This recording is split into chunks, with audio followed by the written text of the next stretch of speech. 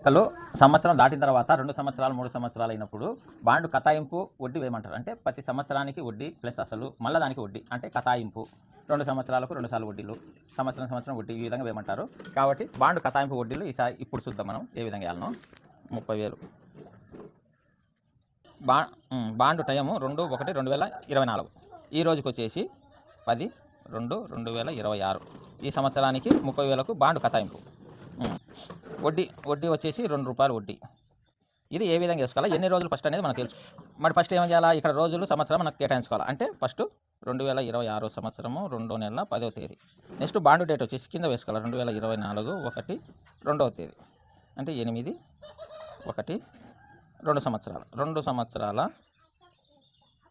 1 నెల 8 రోజులు. ఇప్పుడు వచ్చేసి మనం ₹30,000 తీసుకుందాం. 30,000 మన ₹2 వడ్డీ కాబట్టి మళ్ళీ ఒకసారి 30,000 వేసుకుందాం. అంటే 6 లాస్ట్లో 2 సున్నాలు. ఈ 2 సున్నాలు ఏంటంటే అన్నమాట. ఈ పైసలు తీసేసి ₹600 నెలకు ₹600 వడ్డీ ఇంటూ 12 12 72 అంటే ₹7,200 ఒక సంవత్సరం వడ్డీ. ఇది వచ్చేసి ఒక నెలకు. ఇప్పుడు 12 నెలలు కాబట్టి ఒక సంవత్సరానికి వడ్డీ 7,200. ఇప్పుడు ₹30,000 అసలు ₹7,200 వడ్డీ. అంటే ఒక సంవత్సరానికి ₹37,200 మొత్తం అవుతుంది. ఇప్పుడు దీనికి మళ్ళీ వడ్డీ కావాలా 2 సంవత్సరానికి. అప్పుడు 37,200 మళ్ళీ 37,200 వేసి ఈ 2 తీసేయి. ఎంతకన్నా కానీ లాస్ట్లో 2 సున్నాలు అయితే తీసేయి, ఎందుకంటే పైసలు అనమాట అవి. అప్పుడు వడ్డీ ₹7,440 వడ్డీ. ఇది 2వ సంవత్సరం వడ్డీ.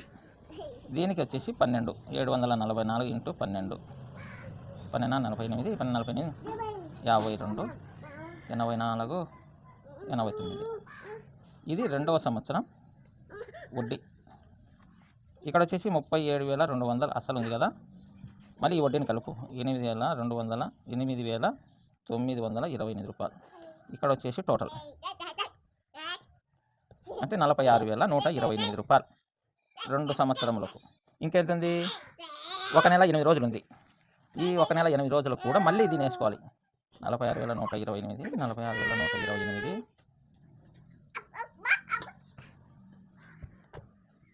ఈ 2 తీసేస్తే ₹922 వడ్డీ నెలకు. ₹922 నెల వడ్డీ. ఈ 922 డివైడెడ్ బై 30 రోజులు తీసుకో. 30 రోజులు తీసుకుంటే నువ్వు క్యాలిక్యులేటర్ కుట్టినా కూడా ₹30.73 పడుతుంది. ఈ ₹30.73 ఇంటూ ఇక్కడ వచ్చేసి నెల ఒక 8 అంటే 38 రోజులు. ఈ 38 రోజులు వచ్చేసి ₹1,167 వస్తుంది. అంటే 1,167 వస్తుంది. ఈ 1,167 కూడా ₹1,167 15 9 అంటే ₹40,000 అసలు తీసుకుంటే మొత్తం ₹47,295 అయ్యిందనమాట. ఏంటంటే 10 సంవత్సరానికి ఒకసారి కతాయించడం వల్ల ₹17,295 వడ్డీ వస్తుంది. కాబట్టి ఖచ్చితంగా మీకు అవసరం అనిపిస్తేనే అప్పు చేయండి. చూడండి, ₹30,000కి 2 సంవత్సరాలకి ₹18,000 వడ్డీ వచ్చింది. కాబట్టి అవసరం లేకపోతే అప్పులు చేయకండి. ఈ వడ్డీల ముందర పక్కన అవుతారు మీరు.